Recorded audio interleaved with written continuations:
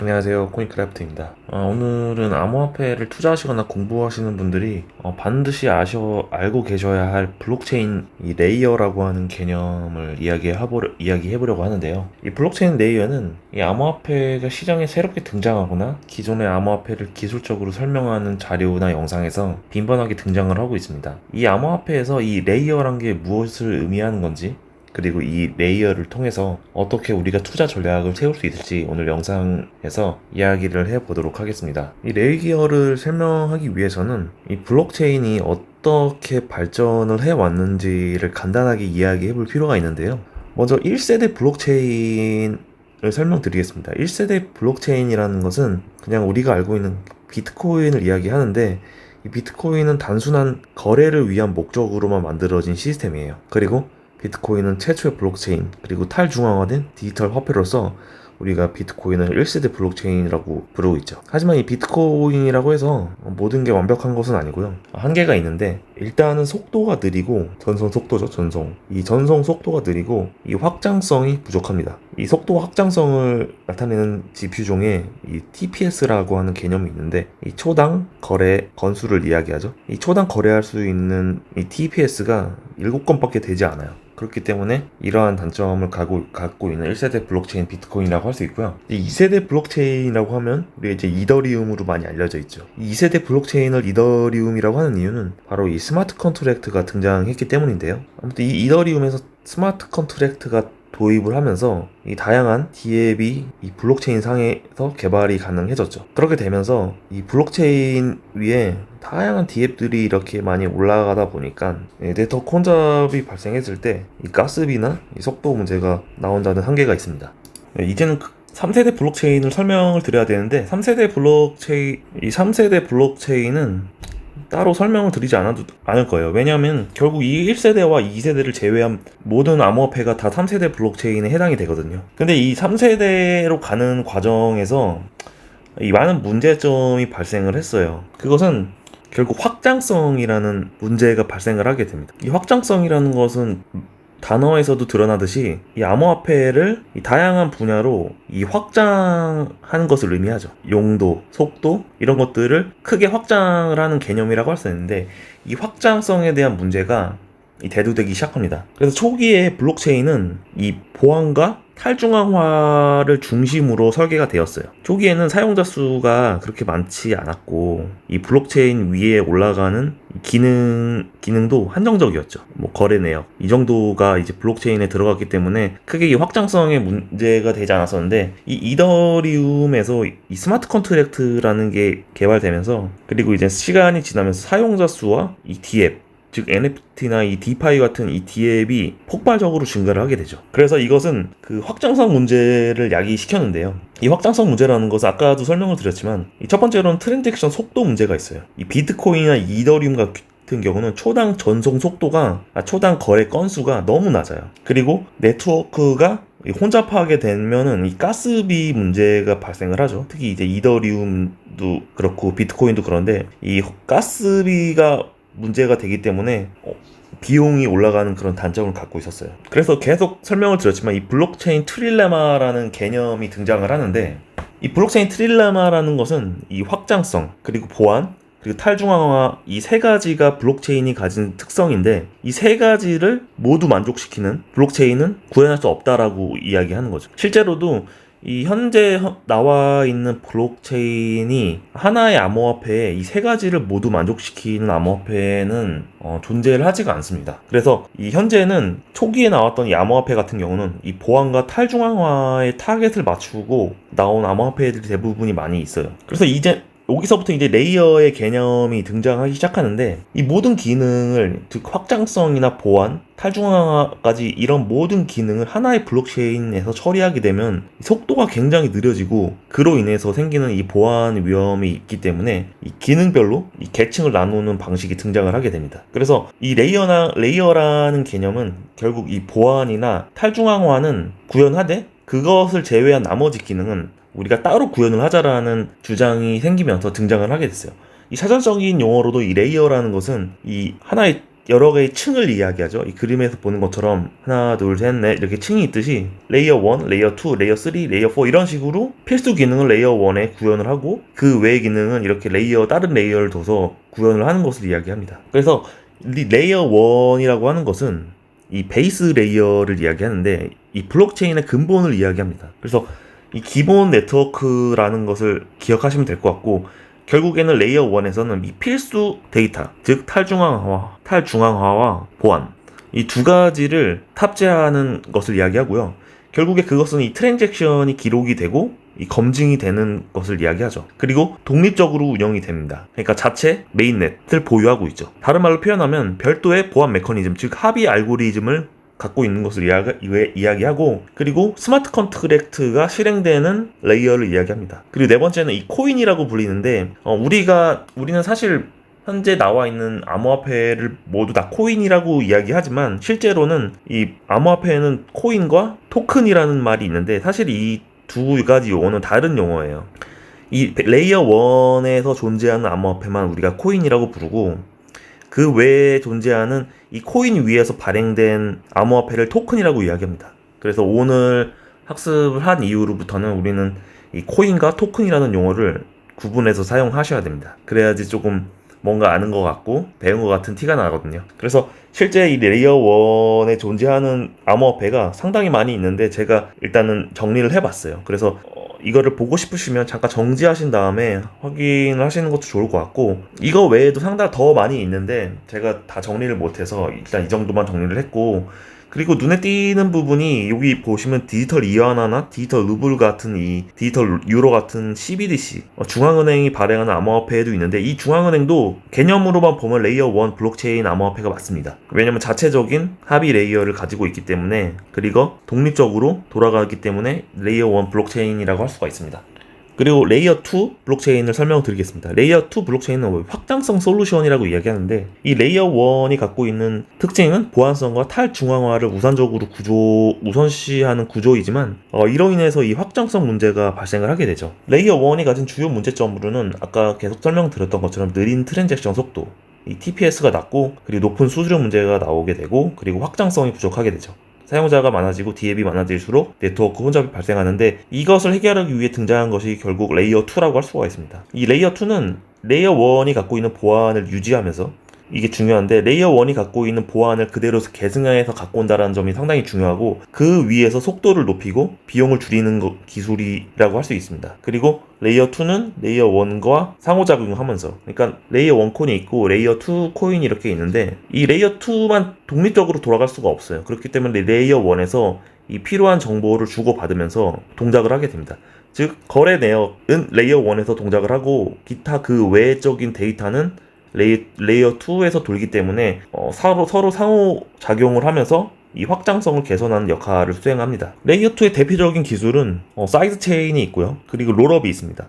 롤업은 제가 여러 번에 걸쳐서 계속 설명을 드렸는데, 이전 영상이 있으니까 조금 더 자세하게 알고 싶으신 분이 있으시면 참고해 주시면 될 것 같고, 이 세 번째는 이 플라즈마라고 하는 기술이 있습니다. 이 레이어 2의 장점으로는 일단 속도가 향상이 되고요. 그리고 수수료가 절감이 됩니다. 그리고 아까 설명드린 것처럼 레이어 1에 있던 보안성을 그대로 유지해야 한다라는 장점이 있기 때문에 이 레이어 2가 이런 면에서는 각광받을 수가 있습니다. 이 대표적인 레이어 2 암호화폐에는 옵티미즘이나 아비트럼, 그리고 제로 널리지 프루프, 즉 영지식 증명을 사용하는 GK-싱크와 스타크넷이 있는데, 그 외에도 엄청나게 많은 레이어 2 코인이 있으니까 참고하고 싶으신 분들은 잠깐 정지하셔가지고 참고해 주시면 될 것 같습니다. 그리고 이제 레이어 3 코인에 대해서 설명을 드리겠습니다. 레이어 3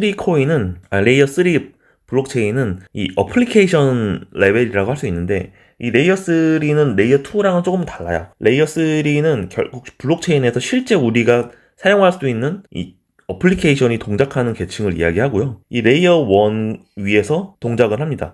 레이어 2 위에서도 동작을 하고 할 수도 있고, 레이어 2가 없이 그냥 레이어 1 위에서 동작을 할 수도 있죠. 그러니까 반드시 이렇게 레이어 1이 있고 레이어 2가 있고 레이어 3 반드시 이렇게 동작하는 게 아니라 레이어 2가 있고 레이어 3 이렇게 동작을 할 수도 있어요. 반드시 레이어 2 위에 올라가는 개념은 아니고, 이거 그냥 참고해 주시면 될 것 같고, 실제 사용자가 블록체인을 쉽게 사용할 수 있도록 기능을 제공해주고 있고, 우리가 알고 있는 NFT, DeFi, 그리고 뭐 메타버스나 게임 같은 이런 것들이 포함이 됩니다. 레이어 3의 역할은 일단 사용자에게 UI, UX, 유저 인터페이스와 유저 익스피리언스를 제공을 하고요. 블록체인을 쉽게 활용할 수 있는 기능을 지원해주는 거죠. 그리고 레이어 1이나 레이어 2를 연결해주는 역할을 하고 있습니다. 블록체인 간의 상호 운용성을 지원한다고 할 수 있고요. 결국에 스마트 컨트랙트 기반의 다양한 서비스를 구현하는 것이라고 할 수가 있습니다. 대표적으로 올라가는 서비스로는 이 D앱과 웹3 서비스가 있습니다. 이 D앱이라는 것은 탈중앙화 애플리케이션이라고 하고요. 블록체인 위에서 동작하는 애플리케이션을 말합니다. 즉, 중앙에 있는 서버 없이 스마트 컨트랙트로 운영이 되는 것이라고 할 수 있고, 그리고 웹3 서비스는 이 기존의 인터넷에서 이 블록체인 기반의 인터넷, 즉 웹3로 전환을 하면서 이 탈중앙화 지갑이나 DID, 그리고 DAO 같은 서비스를 포함하고 있습니다. 좀 헷갈리실 수도 있어서 정리를 했는데, D앱과 웹3의 차이점은, D앱은 결국 우리가 알고 있는 그 실행되는 애플리케이션을 이야기하고요. 웹3 서비스는 인터넷 개념이라고 하시면 됩니다. 이 크게 보시면은 다 어플리케이션으로 볼 수도 있지만, 이 웹3 서비스는 인터넷의 개념이 포함이 되어 있어요. 우리가 알고 있는 메타마스크 같은 경우도 결국 인터넷 서비스라고 할 수가 있고요. 그리고 이런 탈중앙화 아이디 같은 경우, 이런 경우를 우리가 앱이라고 하진 않거든요. 그렇기 때문에 웹3와 D앱은 구분지어서 익혀주시는 게 나중에 투자하실 때도 조금 더 유용하실 수가 있습니다. 그럼 우리가 이젠 이 레이어를 공부하는 이유는 투자를 체계적으로 잘 하기 위해서 하는 거잖아요. 그리고 포트폴리오를 잘 구성을 해서 나중에 수익을 거둘 수 있게. 그러기 위해서는 이 레이어를 반드시 알아야 하는데, 각 레이어별로 우리가 투자할 때 유의 있게 봐야 되는 포인트가 있습니다. 일단 레이어 1에서 우리가 유의 있게 봐야 되는 포인트는 가장 기본이 되는 블록체인의 역할, 즉 보안성과 확장성, 탈중앙화성을 가장 중요하게 평가를 해야 합니다. 첫 번째로는 이 합의 알고리즘을 봐야 하는데요. 이 합의 알고리즘이 POW 방식인지, POS 방식인지, 아니면 그 외의 방식인지를 확인하셔야 됩니다. 이 POW 방식은 작업 증명 방식으로 이 GPU나 이 CPU 같은 이 컴퓨팅 파워를 사용하는 것을 이야기하고, 이 POS 방식은 우리가 알고 있는 스테이킹처럼 자기가 갖고 있는 암호화폐를 기반으로 네트워크에 영향력을 행사하는 것을 의미하죠. 그래서 이러한 합의 방식이 결국 보안성과 탈중앙화에 어떤 영향을 주는지를 살펴보셔야 합니다. 대표적으로 비트코인 같은 경우는 작업증명 방식을 사용하고, 이더리움 같은 경우는 지분증명 방식을 사용하고 있죠. 그리고 솔라나 같은 경우는 프루프 오브 히스토리라고 해서 약간 지분증명과 비슷하지만 약간 다른 합의 알고리즘을 사용하고 있는데, 이런 것들의 특징을 좀 살펴보셔야 되고요. 그리고 보안성과 탈중앙화에서 이 네트워크의 탈중앙화 정도, 전체적으로 네트워크에 퍼져져 있는 노드 수나, 그리고 POS 방식에서는 이 밸리데이터, 검증인의 수가 얼마나 되는지, 이런 것들을 보면서 실제 탈중앙화나 보안이 얼마나 체계적으로 잘 되어 있는지를 살펴볼 수가 있는 거고요. 그리고 보안 취약점이 있었는지를 보셔야 되는데, 이 과거에 해킹됐던 사례를 확인을 하시는 게 좋죠. 이 비트코인 같은 경우는 메인넷이 동작한 이후로 단 한 번도 해킹이 되거나 보안 취약점이 있질 않았어요. 그렇기 때문에 지금의 이 위치를 유지하고 있는 거라고 할 수 있고, 이더리움 같은 경우는 사실 해킹 사건이 있었죠. 이 다오 사건 때도 해킹 사건이 있었고, 이 거래소에서도 가끔씩 이 해킹 사건이 있었는데, 이 거래소에서 있었던 해킹과 이 다오 사건의 해킹은 조금 달라요.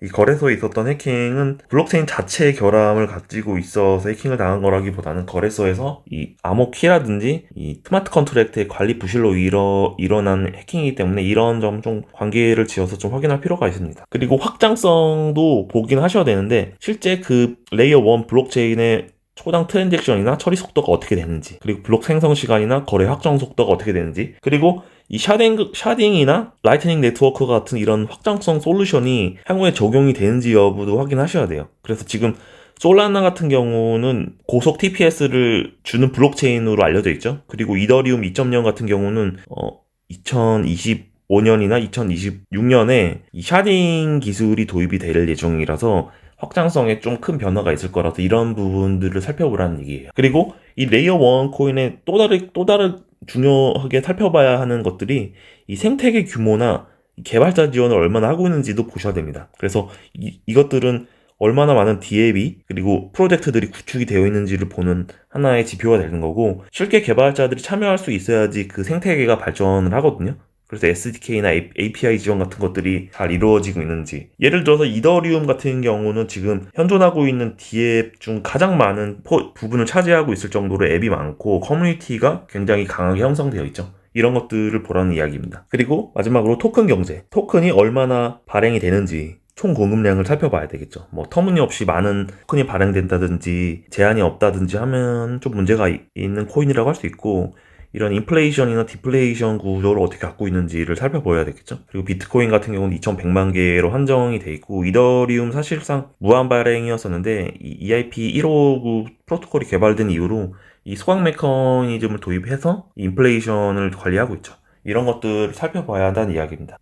이제는 레이어 2에서는 어떠한 분석 포인트를 갖고 살펴봐야 하는지를 알아보겠습니다. 레이어 2 같은 경우는 이 레이어 1이 갖고 있는 확장성을 해결해주는 역할이기 때문에 이 속도라든지 비용이 얼마나 절감되는지, 그리고 레이어 1과 얼마나 연계성이 있는지를 중점적으로 평가를 하셔야 합니다. 그래서 어떤 레이어 1 코인을 기반으로 동작하는지, 이게 이더리움을 기반으로 하는 건지 비트코인을 기반으로 하는 건지는 반드시 살펴봐야 하겠죠. 그리고 레이어 1의 보안성을 유지를 하면서 얼마나 효과적으로 확장성을 제공하는가, 이런 것들을 중점적으로 살펴봐야 합니다. 예를 들어서 이 폴리곤이라는 암호화폐가 이더리움의 레이어 2 코인이라고 할 수 있는데, 이런 것들이나 이 라이트닝 네트워크 같은 경우도 비트코인의 레이어 2라고 할 수 있죠. 이런 거를 중점적으로 살펴봐야 하겠죠. 그리고 무엇보다도 중요한 게 실제 속도나 처리량이 얼마나 개선이 됐는지를 살펴봐야 하겠죠. 그래서 얼마나 빠르게 거래를 처리할 수 있는지, 평균적인 거래 확정 시간이 얼마나 되는지. 그래서 아비트럼이나 옵티미즘 같은 롤업이 이더리움 위에서 돌아가고 있는데 이런 것들이 얼마나 속도가 빠른지를 살펴봐야 하겠죠. 그리고 수수료는 얼마나 절감이 되는지, 사용자 입장에서 레이어 1 대신에 레이어 2를 사용할 수 있는 이유가 충분한지를 살펴봐야 하겠죠. 폴리곤이 이더리움보다 가스비가 저렴하기 때문에 많이 사용이 되고 있는데 이런 것처럼 살펴봐야 하겠죠. 엉뚱하게 레이어 1과 레이어 2 코인을 비교하고 있으면 사실 이거는 맞지 않는 비교라고 할 수 있잖아요. 이런 거를 살펴보라는 얘기입니다. 이거 보안 모델도 살펴봐야 하는데, 사실 자체적인 보안 모델을 갖고 있는 레이어 2 코인은 많지는 않아요. 대부분 레이어 1의 보안을 승계해가지고 사용하는 코인이 대부분인데, 이 롤업 기술이 대표적으로 사용되는데 이 영지식 증명을 사용하는지 아니면 이 옵티미즘 알고리즘을 사용하는지를 살펴봐야겠죠. 근데 시장이 지금 영지식 증명 롤업이 지금 대세로 평가하고 있기 때문에 이 옵티미즘 롤업이 갑작스럽게 기술이 발전하지 않는 이상은 아마 앞으로의 대세는 GK 롤업이 대세가 될 것 같습니다. 이 부분은 참고하시면 될 것 같고요. 그리고 레이어 2에서 또 살펴봐야 되는 게 네트워크 채택률이 얼마나 되고 있는지 살펴보셔야 됩니다. 실제 많은 프로젝트들이 이 레이어 2를 활용하고 있는지, 아무리 레이어 2가 개발이 돼도 실제 레이어 1에서 그것을 채택해서 사용하지 않으면 레이어 2는 의미가 없어요. 그렇기 때문에 이 얼마나 레이어 1 코인이 그 L2 코인을 채택해서 사용하고 있는지 반드시 보셔야 되고, 실제 디파이나 NFT 프로젝트들도 이 L2를 채택하고 있는지, L3가 여기 돌아가고 있으면은, 아까 말씀드렸던 것처럼 L3가 L2를 사용하지 않고 바로 그냥 L1으로 오는 경우도 있거든요. 이런 경우는 L2가 사실 문제가 있는 거라고 할 수 있죠. 이런 경우도 살펴보셔야 되고, 현재 지금 유니스왑이나 에이브 같은 이더리움에서 올라가고 있는 디파이 프로젝트들이 이 아비트럼이나 옵티미즘을 사용하는 쪽으로 지금 확장을 하고 있기 때문에 이 아비트럼이나 옵티미즘이 가치가 좀 상승을 하고 있는 것을 예를 들 수가 있죠. 자, 그리고 이제 레이어 3를 분석하는 포인트를 설명드리겠습니다. 실제 레이어 3는 사용자가 사용하는 DApp이 상당히 많기 때문에 이 사용자 경험, UX나 사용자 수, 비즈니스 모델이 상당히 중요합니다. 그래서 이 프로젝트가 어떤 문제를 해결하는가 반드시 봐야 하겠죠. DApp인지 새로운 인프라를 제공하는 건지, 그리고 이 실생활에서 활용이 가능한 건지를 살펴보셔야겠죠. NFT나 게임, 그리고 결제, 그리고 소셜 네트워크 등 어떤 기능을 제공하는지를 살펴보셔야 됩니다. 그래서 예를 들면 엑시 인피니트 같은 경우는 이 게임이고, 유니스왑 같은 경우는 디파이인데, 이 엑시 인피니트랑 유니스왑을 비교를 하고 있으면 사실은 맞지 않는 비교라고 할 수 있잖아요. 이 분야 자체가 아예 다르기 때문에 이런 경우를 살펴봐야 된다는 이야기고, 실제로 그 앱을 사용하고 있는 사용자가 얼마나 되는지 살펴보셔야 돼요. 그래서 실제로 얼마나 많은 사용자가 사용하고 있는지, 실제 트랜잭션 수나 이 월간 활성 사용적 수는 얼마나 되는지, 이런 경우를 살펴봐야 되겠죠. NFT 마켓플레이스에서 이 거래량 1위가 오픈시라고 하네요. 이런 것처럼 그 해당 분야에서 독보적으로 우월하게 사용되고 있는 프로젝트가 있다면 그런 프로젝트는 이 보유하고 있을 만한 가치가 있는 거죠. 그리고 이 비즈니스 모델, 어떻게 되는지, 그리고 수익성은 어떻게 되는지, 이런 경우는 이 백서를 살펴보시면은 알 수가 있죠. 그래서 이 레이어 3 프로젝트가 지속적으로 성장할 수 있는 구조인지, 그리고 돈은 어떻게 벌고 있는지, 단순히 그냥 코인 판매에서 버는 돈으로 쓰는 건지, 아니면 거래 수수료나 NFT 판매, 광고 이런 걸로 버는 건지를 아셔야지 나중에 수익을 얻을 수가 있겠죠. 그래서 예를 들면 유니스왑 같은 경우는 이 수수료 기반으로 수익을 얻고 있고, 엑스 인피니트 같은 경우는 NFT 경제 모델을 활용하고 있는 점이 있습니다. 그리고 이 레이어 1, 레이어 2를 살펴봐야 되겠죠. 특정 레이어 1과 레이어 2의 종속적인지, 그리고 이 여러 블록체인과 연결이 가능한지, 예를 들면 이더리움 위에서 동작하는 L3가 있는데 이게 솔라나에서도 같이 동작을 할 수 있는지, 상호 운용성이 있는지를 보라는 이야기입니다. 그래서 예를 들어서 이 샌드박스 같은 이 게임 코인이 있는데, 이 게임 코인이 원래 이더리움 기반으로 만들어졌지만 지금은 폴리곤하고도 연계가 가능하죠. 이렇게 여러 L1 코인을 넘나들면서 사용이 가능한 앱인지를 살펴보라는 이야기. 그리고 이 토큰 경제, 이 L1에서도 토큰 경제를 보라고 했었는데 L3에서도 토큰 경제가 어떻게 되는지는 반드시 살펴보셔야 돼요. 그리고 이 거버넌스, 실제 이 코인 보유자들한테 어떤 권한을 주는지, 이 거버넌스 모델이 실제 탈중앙화 되어 있는 건지, 아니면 토큰이 무작위로 발행돼서 인플레이션을 발행하지 않는지, 엑스 인피니트 같은 경우는 실제 이 토큰이 엄청나게 발행돼가지고 토큰 가치가 하락한 사례가 있기 때문에 이런 것들이 나중에 가격을 결정하는 데 중요한 역할을 합니다. 그래서 벌써 결론을 말씀드려야 될 것 같은데, 아마 발표를 제대로 들으셨다면 왜 우리가 이 레이어를 반드시 알아야 하는지를 알 수 있을 거예요. 왜냐하면 이 블록체인 구조와 작동 원리를 체계적으로 쉽게 이해할 수가 있고요. 이 투자할 때 레이어 1, 2, 3를 실제 이 코인의 차이를 알고 분석이 가능해야 하고, 그리고 저나 여러 이 블록체인 업계에서 이제는 계속 사업을 영위하시려고 하시는 분들은 자기가 어떤 분야에서 이 앱을 개발할 건지, 이 L1 코인 같은 경우는 쉽게 만들 수가 없어요. 실제 컴퓨터 기반 지식이나 이 블록체인에 대한 개념이 없으면 만들기가 어렵지만, L3 같은 코인은 누구나 쉽게 만들 수가 있어요. 그렇기 때문에 이런 것들을 기획할 때 필수적으로 아셔야 되는 개념이라고 할 수 있고, 그리고 이제 블록체인의 발전 방향이나 이 새로운 기술 트렌드를 파악하는데도 반드시 아셔야 될 개념이라고 할 수가 있습니다. 그래서 지금 블록체인이 갖고 있는 한계가 어떤 건지, 그리고 이 해결책이 무엇인지 장기적으로 분석을 할 수 있습니다. 그래서 이 암호화폐 시장을 반드시 제대로 이해하고 싶다면은 이 레이어 개념부터 확실히 익혀야 한다라는 점을 말씀을 드리고 싶습니다. 그래서 오늘 영상은 여기서 마무리하도록 하겠고요. 관련해서 궁금한 점이 있으시거나 아직 해소되지 않은 점이 있으시다면 언제든지 댓글을 통해서 질문 주시면 바로바로 답변을 드릴 수 있도록 하겠습니다. 그래서 오늘 영상은 여기서 마무리하도록 하겠습니다. 감사합니다.